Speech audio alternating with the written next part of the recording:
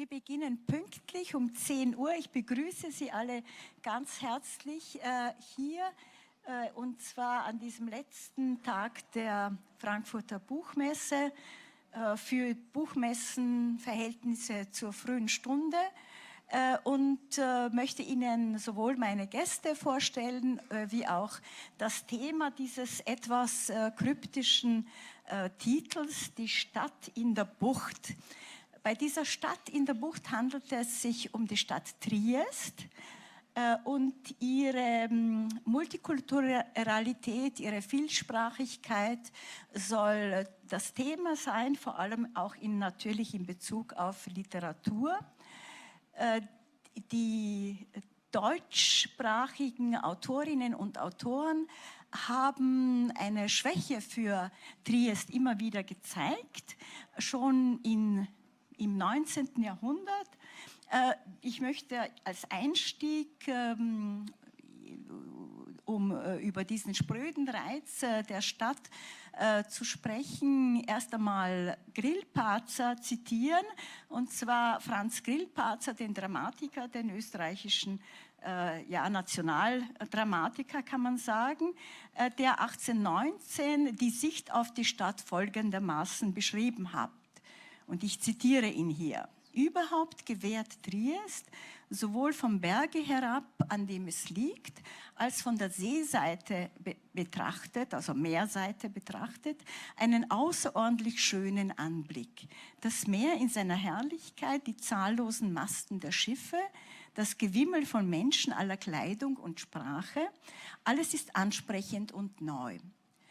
Aber nicht nur Grillparzer hat darüber geschrieben, Ricarda Huch, eine Autorin des 19. Jahrhunderts, die eine Zeit lang in Triest gelebt hat, schrieb den Erzählungsband aus der Triumphgasse, in dem sie die Armenviertel der Altstadt beschrieben hat. Natürlich kennen Sie alle Rilkes Duineser Elegien, die sind so 10 bis 20 Kilometer im 10 bis 20 Kilometer entfernten Schloss der Touren und Taxis auf einer Klippe hoch über dem Meer gelegen, also geschrieben worden beziehungsweise natürlich angefangen worden, und dieser Ausblick, den können Sie auch heute noch genießen. Man kann das Schloss besuchen und man kann so nachfühlen, wie Rilke inspiriert wurde durch diesen wunderbaren Ausblick auf die Adria.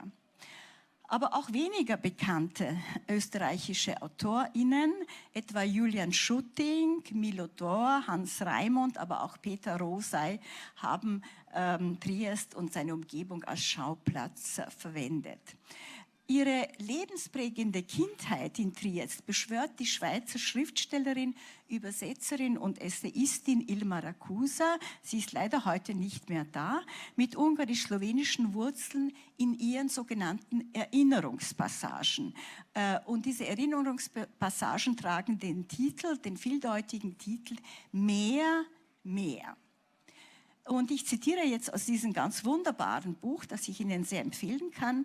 Auf dem Karst ändert sich schlagartig das Klima. Das Mediterrane winkt. Winkt erst recht, wo das Karstplateau aufhört und steil zur Bucht von Triest abfällt. Hier breitet sich in einem riesigen Halbrund das Meer aus. Zartblau, glitzernd, eine einzige Verheißung. Es muss mir den Atem verschlagen haben, dieses erste Meer. Noch heute, wenn ich in meinem Norden die Augen schließe, sehe ich seine helle Weite. Rieche das Salzwasser, höre die Wellen ans Ufer schlagen. Und die Welt scheint in Ordnung. Wie von selbst formen die Lippen ein O. Die LeserInnen von Krimis kennen sicherlich einen anderen deutschen Autor, nämlich Veit Heinichen. Er hat über die Stadt der Winde, er nennt sie auch so, und seine Umgebung über und durch seinen Polizeiinspektor Proteo Laurenti nahegebracht. Heinichens Krimis sind mehr als oft heftige Mord- und Aufdeckungsgeschichten. Es sind meist genau recherchierte Darstellungen der Stadt, ihrer Geschichte, ihrer Kultur und ihrer vielen Widersprüche. Dieses Reizvolle und Widersprüchliche hat die legendäre 2016 verstorbene österreichische Dichterin Ilse Aichinger leider jetzt zu Unrecht etwas in den Hintergrund geraten. Sie war mit Günter Eich verheiratet, folgendermaßen in ein Gedicht gegossen. Dieses Gedicht heißt auch Triest. Ich sah in den Blätterschatten den Umriss geharnischter Länder. Aus der Sonne kamen die vielen Vögel zu mir.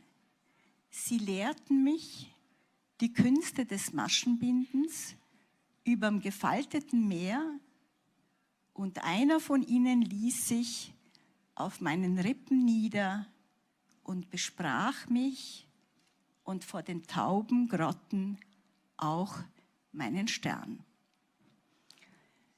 Nun lautet der Titel, wie gesagt, wie schon vorher gesagt, der Titel unserer Veranstaltung Mesto v Zalivu, auf Deutsch die Stadt in der Bucht.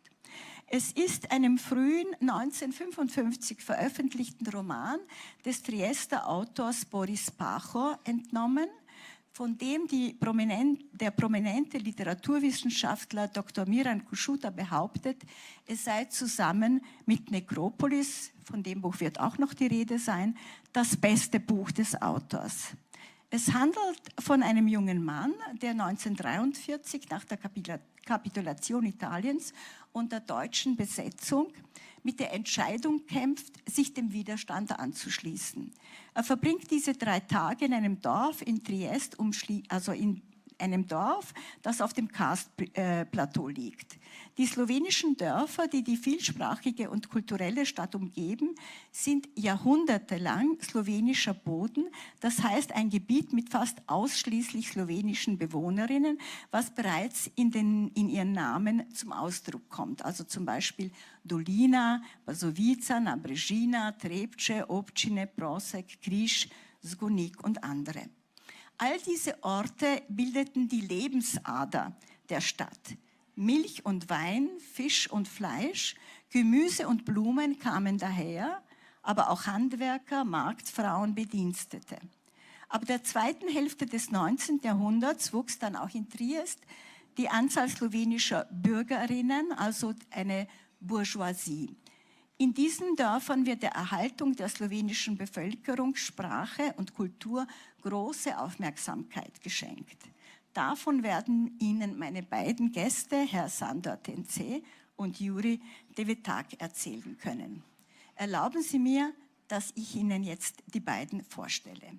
Herr Sandor Tence ist durch seinen Beruf und seine Erfahrungen ein profunder Kenner der Verhältnisse, sowohl in der Politik, der Geschichte und der Kultur. In Križ 1956 geboren, maturierte er am slowenischen klassischen Gymnasium in Triest und studierte daraufhin Soziologie in Trient. Als Journalist war er von 1979 bis 2019 vor allem für die Tageszeitung der slowenischen Minderheit in Italien, Primorski Dnevnik, aber auch für andere Medien tätig, im Ressort Innen-, Regional- und Außenpolitik, als Korrespondent aus Rom, Berichterstatter von Staatsbesuchen und Ähnlichem. Er wurde mehrfach ausgezeichnet, sowohl vom slowenischen Journalistenverband wie auch 2017 von der Vereinigung MIDAS, dem Europäischen Verband von Minderheitenmedien. Von Jugend an betätigt sich Herr Tence auch in das Slowenentum in Italien fördernden Kultur- und Sportvereinen, wo er auch einige Funktionen bekleidet. Herr Tence ist durch seine 40-jährige journalistische Arbeit, durch seine Lebenserfahrungen, die Verwerfungen der Existenz der slowenischen Minderheit in Italien, also kennt er diese bestens, die historischen Hintergründe, die Kämpfe und Anstrengungen, denen die Slowenen in Italien ausgesetzt waren, kann uns aber auch Juri Devetak als Jahrgang 1997 schildern, und zwar gehört der Millenniumsgeneration an. Er wurde unweit von Križ in Nabrežina geboren, besuchte slowenische Schulen und studierte an der Internationalen Comics Akademie in Padua. Er hat auch für den Primorski Dnevnik gezeichnet, für verschiedene Zeitschriften und Verlage als Buchillustrator gearbeitet und auch in der Schule unterrichtet. Großen Erfolg hat er mit seiner Bearbeitung von Boris Pachos Necropolis in Form einer Graphic Novel, die nun auch in deutscher Sprache vorliegt. Herr Tenze, jetzt würde ich gerne eine Frage erst an Sie stellen. Was sind die Besonderheiten dieser östlichsten Stadt Italiens, die mit dem Rest des Landes nur mit einem Korridor so von 10 bis 20 Kilometer verbunden ist, und dieser Korridor ist auch nur einige Kilometer breit? Was würden Sie als Spezifik dieser Stadt kennzeichnen? Ja, hvala lepa. Jaz mislim, da glavna specifika tega mesta je večjezičnost. Po mojem, to je dejansko, če poenostavimo, najmanj italijansko mesto. Mogoče edino, če gledamo etnično sestavo, mogoče edino primerljivo z Bosnom. Tako da je najmanj italijansko in tudi, čeprav zgleda tako beseda visoko doneča, najbolj evropsko, ne. Čeprav je državno gledano pripada Italiji. In vsa zgodovina Trsta je povezana dejansko z večjezičnostjo in z večkulturnostjo.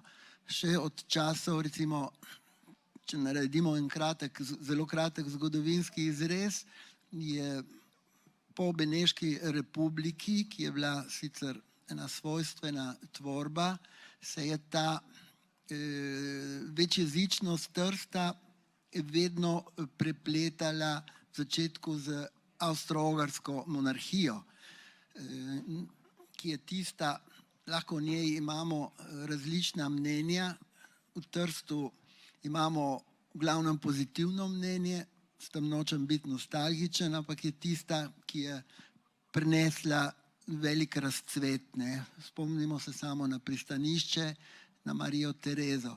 Takrat prav z vzponom pristanišča je vezana ta večjezičnost, ki se je začela recimo v mestu, se je razvijala v mestu v 18. stoletju, nadaljevala v 19. stoletju in najbolj se razcvetela v začetku 20. stoletja pred Prvo svetovno vojno.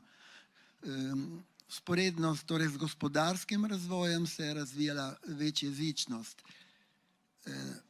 Velika negativna prelomnica je bila Prva svetovna vojna oziroma fašizem, ne. Tisto je, mislim, ustavilo ta razcvet gospodarski in tudi večjezičnost je zastala. S fašizmom se je začelo zelo temno obdobje, ki je trajalo do Druge svetovne vojne in šele naprej. Tako da gospodarski razvoj je vedno vezan z večjezičnostjo in to se, čeprav v spremenjenih zgodovinskih in geopolitičnih okoliščinah, se nadaljuje še danes. Danke. Also Herr Tenze hat auch schon eine Frage beantwortet. Ich wollte auf den historischen Hintergrund aufmerksam machen, nicht wahr, dass eben Triest erblüht ist dann unter den Habsburgern, weil es ein Freihafen war und dadurch auch sehr viele andere Ethnien angezogen hat. Jože Pirjevec, ein ganz bedeutender Triester Historiker, hat einmal bei einer Vorstellung in Wien von Triest gesagt, er hätte 32 Ethnien, also 32 sozusagen Sprachen und Volksgruppen hätte er gezählt. Aber natürlich muss man sagen, die bedeutendsten drei sind natürlich die italienische, die slowenische und dann natürlich bis zum Ende des Ersten Weltkrieges die deutsche gewesen. Ara und Magris, Angelo Ara und Claudio Magris, die ein bedeutendes Buch über Triest 1983 geschrieben haben mit dem Titel einer Grenzidentität, Triest als Grenzidentität, haben den Zurückgang der deutschen Sprache in Triest auf mehrere Gründe oder Ursachen zurückgeführt. Und zwar haben sie vor allem hervorgehoben, dass es sich bei den deutschsprachigen, also bei den meist aus Österreich kommenden, den höheren Klassen zugehörigen, um Beamte gehandelt hat, die natürlich nur eine Zeit lang in Triest blieben und deswegen den Kontakt zu den Einheimischen nicht wirklich gesucht haben. Dann andererseits heben die beiden auch hervor, dass die deutschsprachige Gruppe sich der italienischen angepasst hat. Das sieht man ja auch bei dem bedeutenden italienischen Schriftsteller Italo Svevo, der das er hat die Doppelheit sozusagen in seinen Namen gepackt, in sein Pseudonym Italo Svevo, also schwäbisch, nicht wahr? Schwabe. Und das seien alles Gründe gewesen, dass das Deutsche dann so zurückgegangen sei, dass es jetzt sozusagen aus dem Stadtbild nicht wirklich ersichtlich ist. Sie werden, wenn Sie Triest besucht haben oder wenn Sie es besuchen wollen, wird Ihnen auffallen, dass es eine orthodoxe Kirche gibt. Es gibt also auch verschiedene Gruppen von serbisch-orthodoxen und griechisch-orthodoxen. Also wie gesagt, eine wirkliche große Anzahl von verschiedenen Ethnien, heute natürlich auch sehr viele Chinesen, nicht wahr? Die man in Triest antrifft, natürlich als einem Hafen, nicht einer Hafenstadt. Aber ich würde gerne, dass uns vielleicht Herr Tenze noch ein bisschen erzählt über die Fluktuation, also über die Zahlen. Über Zahlen versuchen wir zu sehen, wie groß sind jetzt denn ist diese slowenische Minderheit in Italien, also beziehungsweise diese Slowenen, die im italienischen Gebiet leben. Herr Tenze, können Sie uns da Aufschluss geben?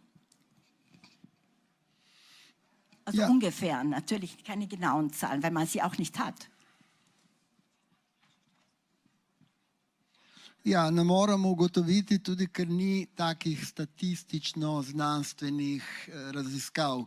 Zadnje in tudi najbolj verodostojno demografska raziskava je bila narejena, pomislite, leta 1910, ne, ki je za zgodovinarje ostaja še najbolj verodostojna in takrat je bila recimo proporc je bil na tri tako zvane avtohtone, italijanska, slovenska in avstrijska skupnost je bil recimo 1/3 prevladujoča je bila sicer italijanska, ampak na drugem mestu je bila slovenska, na tretjem mestu pa avstrijska. In takrat je bila, tisti čas je bil čas največjega razcveta. Ne. Kot ste omenili vi, gospa Neva, nemška jezikovna skupnost je upadla s Prvo svetovno vojno. Avstrija, kot vemo, je bila poraženka, je prišla Italija in v bistvu de facto je nemško govoreča ali avstrijsko govoreča skupnost kratko malo izginila. Tako da sta ostali dve avtohtoni skupnosti, katerima so se potem pridružile druge. Ne. Ta srbska pravoslavna skupnost, čeprav tukaj so različne ocene, če je avtohtona ali ne, je v Trstu še iz 15. 16. stoletja ta prva skupnost, ki je imela tudi zelo, zelo pomembno vlogo. Če ostanemo pri današnjem času, zdaj ne vem, če je gospod Pirjevec preštel, on pravi 32, meni se zdi številka malček pretirana, ampak vsekakor odraža. Zdaj podoba mesta, če preidemo na sedanji čas, je zelo, zelo raznolika. O številkah jaz si ne upam govoriti, ampak tako na pamet jaz mislim, da slovenska prisotnost v mestu, ne v okolici, kjer je še vedno močna in prevladujoča, se suka recimo, zdaj ne vem, če optimistično ali pesimistično, recimo od 15 do 20 tisoč. Ta je zdaj številka Slovencev. In drugo je seveda italijanska skupnost je prevladujoča, kitajska, veliko je priseljencev iz bivše Jugoslavije. In samo kot en majhno zanimivost, tako zanimivost, mislim, prijetno za nas, v zadnjih letih se tudi zaradi nižjih cen stanovanj in nepremičnin v Sloveniji, ker so, kot vemo, nepremičnine pretirano drage, že primerljive, nažalost, z švicarskimi in z nemškimi, ja, res, v Ljubljani, se zdaj selijo mladi iz Slovenije v Trst, kar je taka tudi zanimivo za nas in ti ljudje berejo, mislim, ne vsi, se počasi integrirajo tržaško in tudi v slovensko skupnost, berejo Primorski dnevnik, hodijo v slovenske šole. Tako da Trst je eno mesto v stalnem razvoju in ki te kljub vsej težki zgodovini te vedno pozitivno preseneča. Voilà, danke. Könnten Sie uns auch ein bisschen etwas erzählen, wie Italien umgegangen ist nach dem Zweiten Weltkrieg mit der Minderheit und mit den Menschen, die von Istrien gekommen sind? Also im Grunde, welche Strategien man versucht hat durchzusetzen, um die autochthonen slowenischen Gegenden aufzuweichen.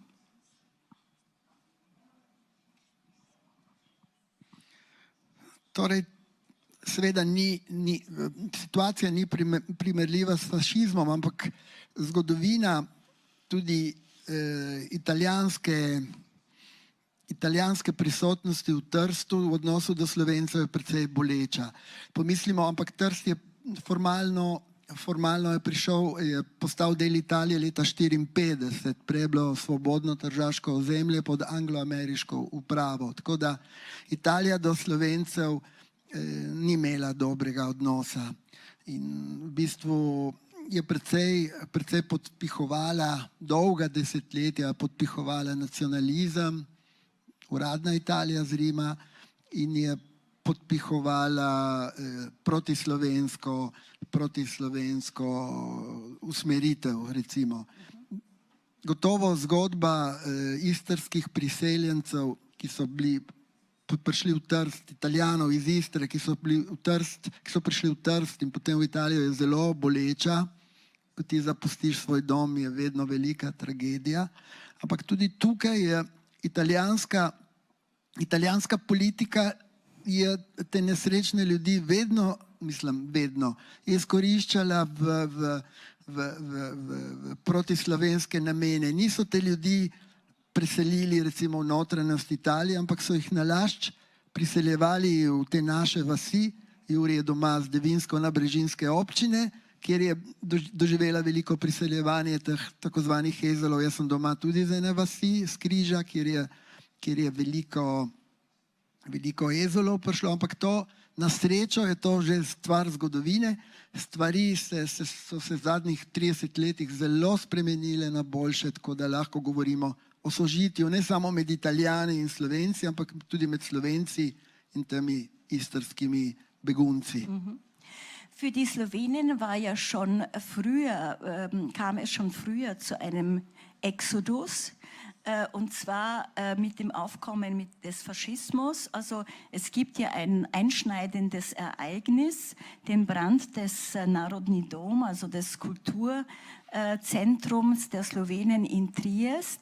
Und das ist eigentlich auch, man kann auch sagen, das sei so ein Beginn des sich ausbreitenden Faschismus. Das hat auch für die slowenische Bevölkerung in Triest einen großen, großen Einfluss gehabt. Könnten Sie uns das ein bisschen schildern? To je bil prelomnica, ne, zgodovinska za Trst. Zanimivo, da se je fašizem prej razvil in razbohotil nasilno v Trstu, potem šele po drugih krajih Italije.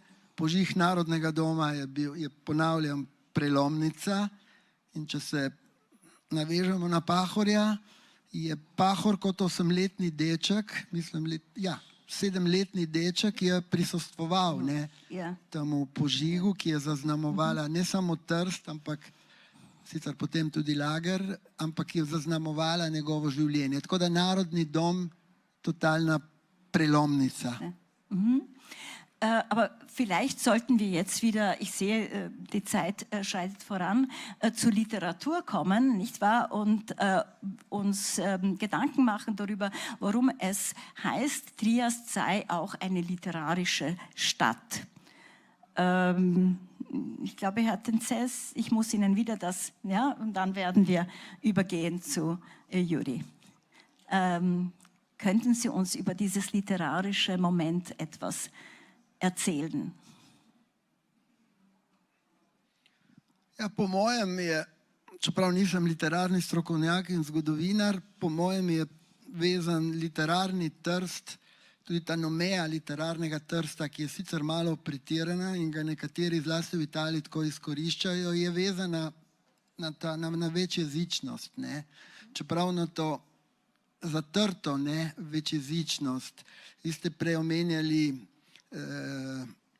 Itala Zveva, je bil tudi potem stopajoči pesnik italijanski Umberto Saba, ampak je vezan na večjezičnost, ta literarna, Trst kot literarno mesto. Potem na srečo je prišel Boris Pahor, ki je totalno, recimo, spremenil, jaz bi rekel, totalno spremenil karte na mizi. In jaz o Borisu Pahorju, ki je tudi prelomna, bi omenil Vladimirja Bartola.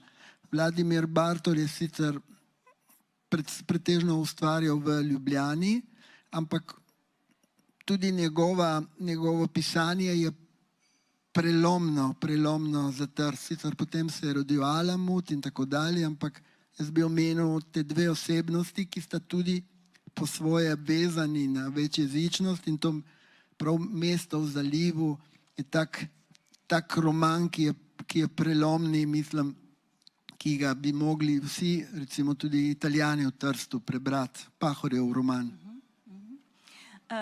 Nun sind wir schon bei Boris Pachor. Boris Pachor wurde 1913 in Triest geboren und er starb, also er wurde sehr, sehr alt, er wurde 109 Jahre alt. Er starb im vorigen Jahr, 2022.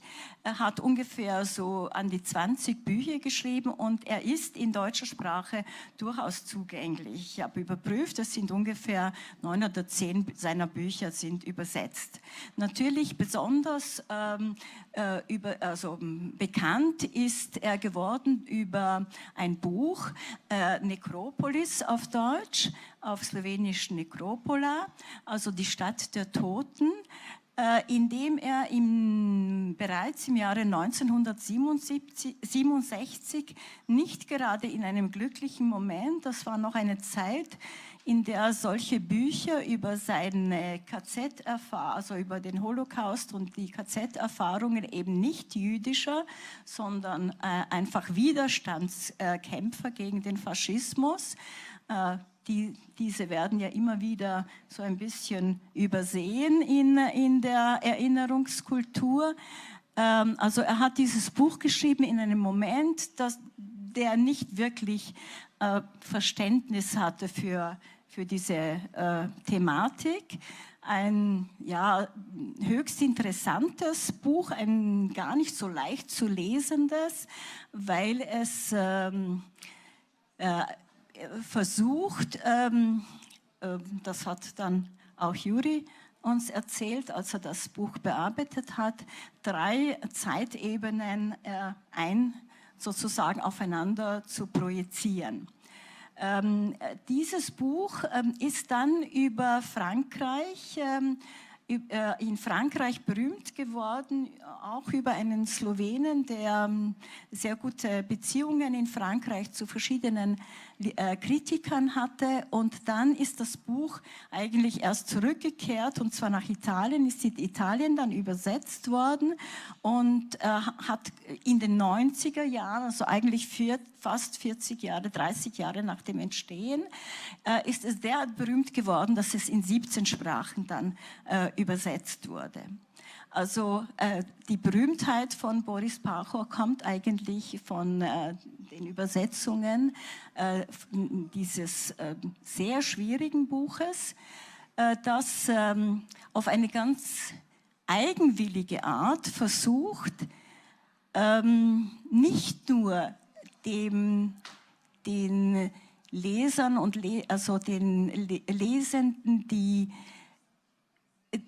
Welt, die Existenz der KZs nahezubringen, sondern vor allem auch immer wieder eine Abrechnung ist, sowohl des ehemaligen KZ-Häftlings mit all denen, die keine KZ-Erfahrung haben, wie auch mit sich selbst. Es ist so ein assoziativ geschriebener Roman, der zwar immer wieder dann auf die quasi Gegenwartsebene zurück sich bewegt, indem also eigentlich diese Erinnerungsspur wird hervorgerufen beim Besuch des KZs, in dem, also des ersten KZs, in dem Boris Pachor gewesen ist. Er war dann, also später ist er noch in einige andere verschickt worden. Und also das Erschütternde an dem Buch ist vor allem die Einsicht, dass man als ehemaliger KZ-Häftling im Grunde immer KZ-Häftling bleibt und dass man dadurch stigmatisiert, gezeichnet wird. Und dass im Grunde diejenigen, die das nicht erfahren haben, auch wenn sie sich bemühen, sozusagen das nachzuempfinden, nie werden das nachempfinden können. Also eigentlich ganz ein Versuch, wirklich das Allerschlimmste im Menschen darzustellen, was ihm meines Erachtens auch dadurch gelingt, dass es eben assoziativ ist und dass man so das Gefühl hat, es ist, man wird hineingezogen in dieses Nichtsein. Also wie gesagt, ich kann Ihnen empfehlen, sich diesem Buch, man muss sich dem Buch aussetzen. Es ist etwas, was man eben nicht einfach nur liest, um ein schönes Buch zu lesen, sondern man muss sich man muss das Buch immer wieder vielleicht auch weglegen. Aber wenn wir jetzt schon bei Necropolis sind, dann darf ich hier meinen Gast zu meiner Linken auffordern, uns etwas darüber zu erzählen. Juri Devitak, wie gesagt, ist ein ganz junger Mann, der also zwar das Leben natürlich der slowenischen Minderheit also da in der Nähe von Triest sehr gut kennt, aber er hat vor allem sich herangewagt, und das ist ein riesiges Wagnis, so ein Thema in eine Graphic Novel umzusetzen. In Slowenischen gibt es so einen schönen Ausdruck. Die Slowenen versuchen immer wieder nicht die englischen Ausdrücke zu verwenden, sondern slowenische Ausdrücke dafür zu finden. Und sie sagen Risoroman. Das wäre im Grunde ein gezeichneter Roman. Und also gerade weil dieses Buch also eher das grafisch Gestaltende hat, also so eher also Zeichnungen, wunderschöne Zeichnungen sind, finde ich diesen Ausdruck besonders gut. Juri, Sie haben, wie gesagt, einen 300-seitigen, deutscher Sprache ist Nekropolis 300 Seiten lang, einen 300-seitigen Roman also reduzieren müssen zu wenigen Seiten. Wie haben Sie das gemacht? Das ist ja eine unglaubliche Herausforderung und vor allem, wieso haben Sie sich so eines Themas angenommen? Ja, dober dan vsem. V bistvu program oziroma v načrtu, tako so bile predvidene, 130 strani je bilo predvidevanih, tako da potem jaz sem videl, da v 130 straneh ne bom jaz pač uspel preliti celo Nekropolo v risbe.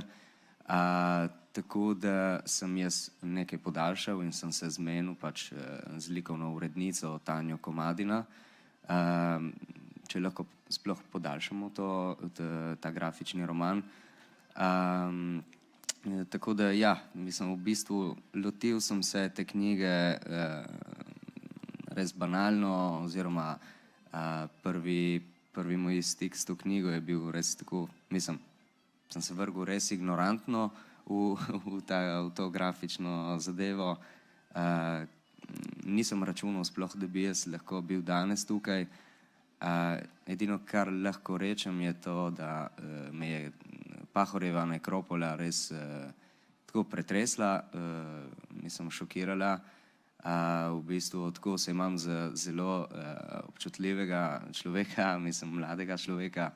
Tako da sem imel tudi teto, ki je bila v taborišču, oziroma moj oče je imel teto, sem jo tudi spoznal. In v bistvu, da sem jaz prebral te besede, Pahorjeve besede in vse občutke, ki jih je on pač doživljal v tistih trenutkih, sem jaz verjetno tudi podzavestno tako nekako povezoval s to mojo teto. To, kar je bilo tudi zanimivo meni, če zdaj pogledam nazaj, je to, da spoštujem res veliko Pahorja, ker je tudi uspel nekaj podati na list, ker enkrat ni bilo tako enostavno in sem že pač videl to pri moji teti.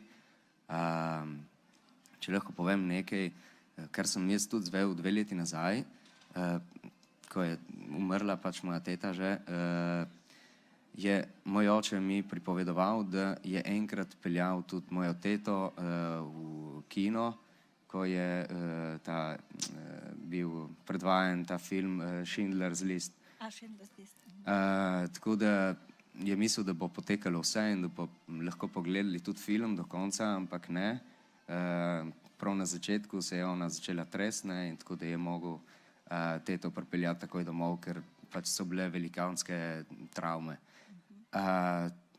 Tako da v bistvu Pahor mi je, mislim, ga res velikansko spoštujem prav zaradi tega poguma, čeprav tudi v manjšini mislim, nekateri sploh ga ne tako spoštujejo, tudi ker je imel tak močen karakter, je bil zelo kompliciran človek, ampak mislim, da tudi zaradi teh travm je bil taki in tudi zaradi njegovega karakterja je lahko pol živel toliko let.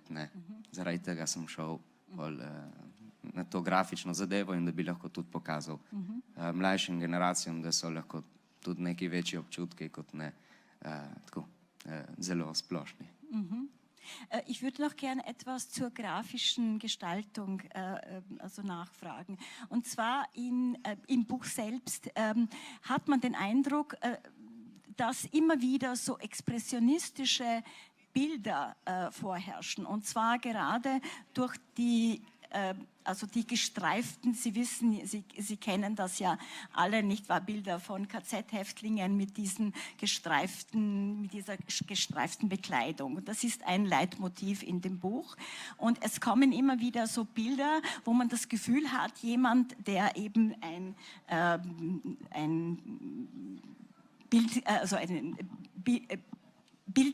Geschicklichkeit hat, um das bildlich darzustellen, dass der inspiriert werden müsste dadurch. Also wie gesagt, es ist fast sozusagen wie eine Bildbeschreibung, fast abstrakt. Herr David Dark hat sich nicht an diese Bilder gehalten, sondern hat eine eigene Bildsprache gefunden. Und zwar, wie Sie sehen, natürlich in Schwarz-Weiß, aber es ist so mehr schattenhaft. Ich weiß nicht, ob das sichtbar ist. Also es transformiert sich der Herr Pachor, der Erzähler, der hier immer wieder, warten Sie, gleich finde ich das, er transformiert sich als Schriftsteller wieder in diesen Häftling. Ja, also es ist, wie gesagt, eine wirklich überraschende Art und Weise, mit diesem Text umzugehen. Erzählen Sie uns doch noch ein bisschen was, wie Sie zu dieser grafischen Idee gekommen sind.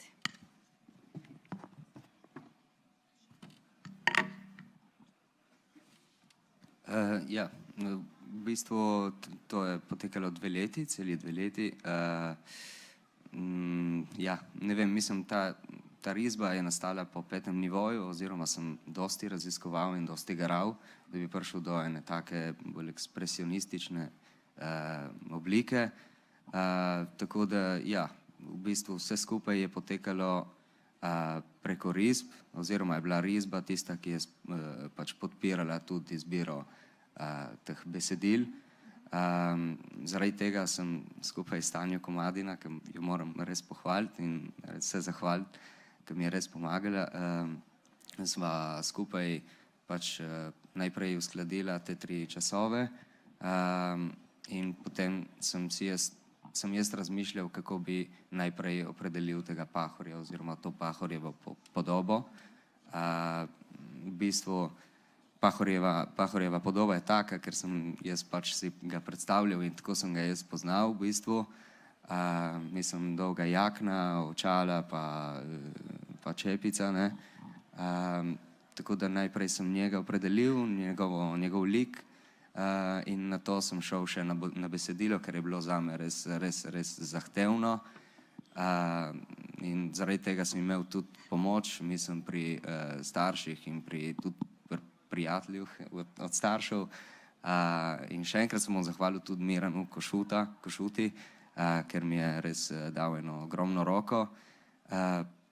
Ko sem jaz pač tudi prebiral Nekropolo prvič, sem imel zraven slovar, ker v Nekropoli, mislim, v izvirniku so nekatere besede, ki sploh nisem nikoli videl, nikoli prebral, tako da sploh nisem poznal pomena teh besed, tako da sem rabil res velikansko pomoč in v bistvu pol sem jaz ta besedila, mislim, te stavke nekaj premikal, da se bi lahko točno uskladile z risbami, ki sem jih prej postavil na list.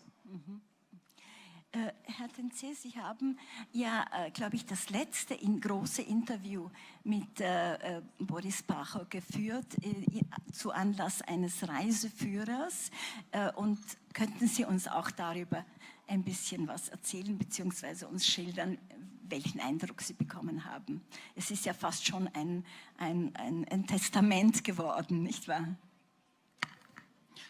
Ja, jaz bi samo še moment dopolnil Jureta. On je imel dežni plašč, čepico, očala in vedno torbo. Recimo usnjeno torbo. Mislim, da nihče ni vedel, kaj ima v tej torbi. Tako da to je ostala ena taka neznanka. Jaz mislim, da je imel knjige noter. Ne vem, ampak ta torba, ne vem, če je sploh celo spal s to torbo, ampak je bila ta torba je bila njegova značilnost. Jaz si štejem čast, ja, gospa Neva, da sem, ne vem če zadnji, ampak eden zadnjih, ki sem ga intervjuval, to je bilo leta 2021, ki je bil že star, mislim, 106 ali 107 let. To je bila ena velika, naporna izkušnja zame in zanj, ki je vse potekalo po telefonu. Jaz mislim, da sva se enih 20krat slišala po telefonu. On se je vse spominjal, kaj je včeraj govoril, kar bo jutri povedal. In moram se zahvaliti, ne vem, posrednik med nama je bila ta gospa Hrvatica, ki je zanj skrbela, ki je tudi sicer v tem intervjuju ni omenjena, ampak ona je bila neke vrste posrednik med mano in njim. To je bil, lahko rečemo, da to je bila njegova oporoka, to je bil vodič dnevnika, velikega italijanskega dnevnika La Repubblica in tednika L'Espresso in so prav dali glavni junak tega vodiča, je bil on. Vodič je bil sicer posvečen bolj turizmu, gostinstvu, turističnim znamenitostim Trsta, ampak to Pahor je bil, jaz si štejem to veliko čast, to je bil tudi en tak novinarsko-človeški, veliko človeško doživeti, kot je rekel Juri, tudi zaradi teh taboriščnih izkušenj. On je bil zelo komplicirana osebnost, je bil človek, mislim, ti je povedal, kar je mislil.